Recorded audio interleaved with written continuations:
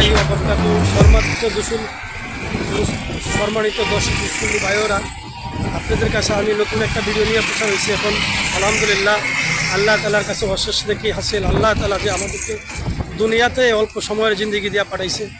এখন আমি হাসনাবাদ পোস্তগোলা ব্রিজের উপরে আছি। দেখেন কত সুন্দর মনোরম পরিবেশ, এখানে কত হাজার হাজার গাড়ি যাইতেছে।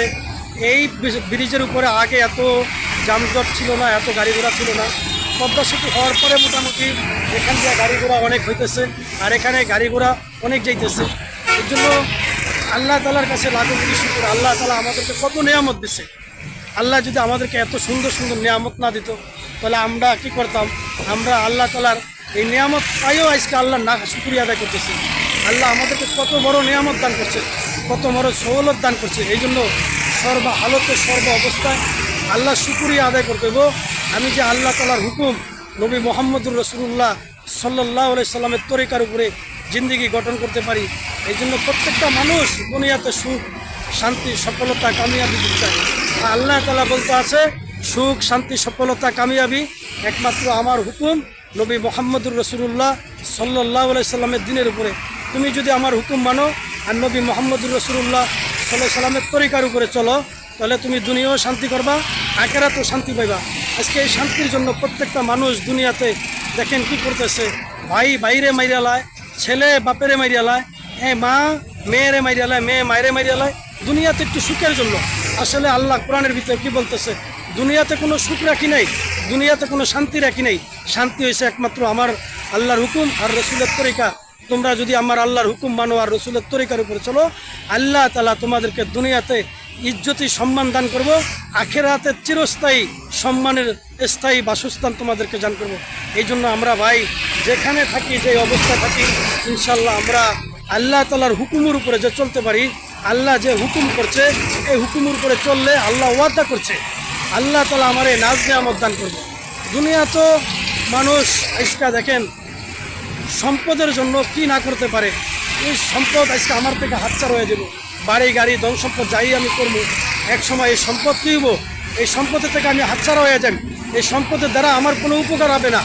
একমাত্র উপকার কারা করব? আমি যদি মইরা যাই, আমার আহাল বর্গ যারা থাকবো এরা এই সম্পদের ফায়দা নিব, আর এরা আমার সম্পদ খাইব লোকে, আর আমার কবরে খাইব পোকে। এই জন্য আমি কি করবো ভাই? আমার যে সম্পদ দিছে আল্লাহ, এই সম্পদ অনুযায়ী আমি দুনিয়াতেও খরচ করুম, আখেরাতের জন্য দুনিয়াটা হয়েছে ক্ষেত স্বরূপ। আখেরাতের জন্য দুনিয়া ক্ষেত স্বরূপ।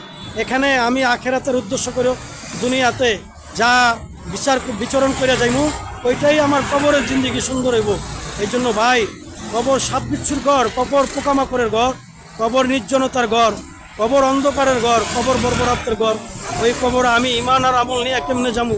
এই জন্য এক ফিক্রি করা ভাই, প্রত্যেকটা মানুষ যদি আল্লাহ তাআলার হুকুম বাইনা মুহাম্মদুর রাসূলুল্লাহ সাল্লাল্লাহু আলাইহি সাল্লামের তরিকার উপরে চলতে পারে, আল্লাহ তারে দুনিয়া আখিরাতে শান্তি দেব, কবরে মিজানে পৌঁছাতে শান্তি দেব, জাহান্নাম থেকে আল্লাহ তারে মুক্তি দান করবে, চিরস্থায়ী বাসস্থান জান্নাতের মতো নেয়ামত আল্লাহ তাআলা তারে দান করব। এই জন্য ভাই আমরা 5 ওয়াক্ত নামাজ ইনশাআল্লাহ জামাতের সহিত পড়ব।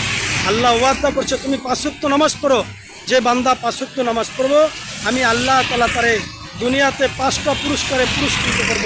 1 নম্বরে দুনিয়াতে রিজিকের পেরেশানি দূর করে দেবো, 2 নম্বরে কবর আযাব হটিয়ে দিব, 3 নম্বরে আমল নামা ডাইনাতে দিম, 4 নম্বরে বিজলির আকারে পৌঁছাতে পুরুষকে পার করে দিন, 5 নম্বরে বিনা হিসাবে আমি আল্লাহ তারে জান্নাত দিই।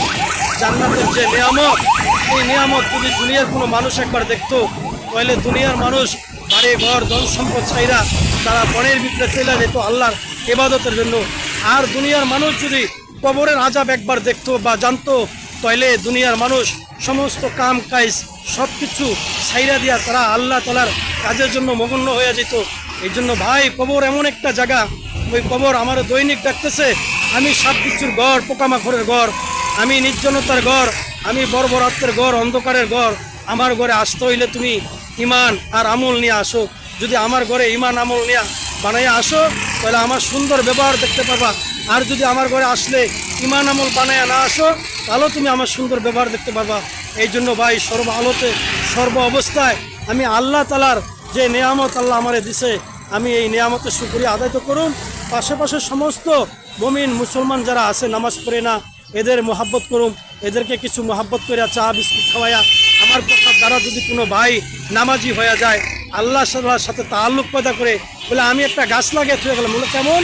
একটা গাছ লাগাইলে, একটা আম গাছ লাগাইলে একটা আমের বাড়ার থেকে একটা গাছ হয়, আর একটা গাছের থেকে কত হাজার হাজার আম হয়, আর এই হাজার হাজার আম কত মানুষ খাইতে থাকে।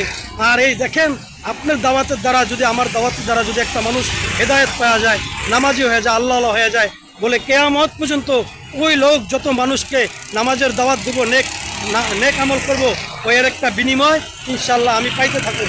এই জন্য ভাই আপনাদের কাছে অনুরোধ রইলে ইনশাল্লাহ যে হালতে যে অবস্থায় থাকেন 5 ওয়াক্ত নামাজ মসজিদের তকবীরুল্লাহর সাথে পড়বেন, আর আব্বু আম্মুর খেজমত করবেন, বড়দেরকে সম্মান করবেন, ওলামায়ে কেরামের তাজিম করবেন, আর 5 ওয়াক্ত নামাজ পড়বেন। আমার ভিডিওটা দীর্ঘ হয়ে যেতেছে, আমি সবার কাছে দোয়া চাইতেছি, আমার ভিডিও কথা করা ভুল ত্রুটি যদি হয় আপনারা আমার এই নিজ গুমে ক্ষমা করে দেবেন। আর আপনাদের কাছে এটুকুই দোয়া রইল, ইনশাল্লাহ আল্লাহ তাআলা আমাদেরকে যে 5 ওয়াক্ত নামাজ মসজিদে যাইয়া জামাতের সহিত পড়ার তৌফিক দেয়। এই বললে আমার ভিডিও আমি শেষ করছি। আসসালামু আলাইকুম ওয়া রাহমাতুল্লাহ।